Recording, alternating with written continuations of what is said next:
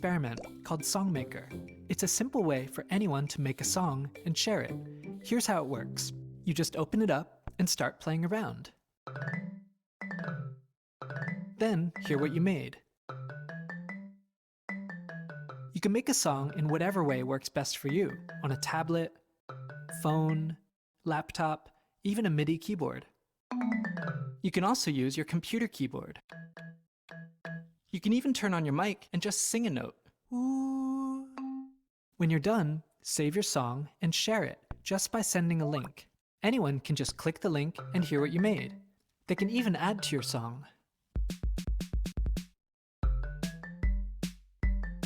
You can do all of this without needing to make an account or log in. And you can use Songmaker in all kinds of ways. Try different sounds. Make short songs, long ones. Even turn your drawings into music.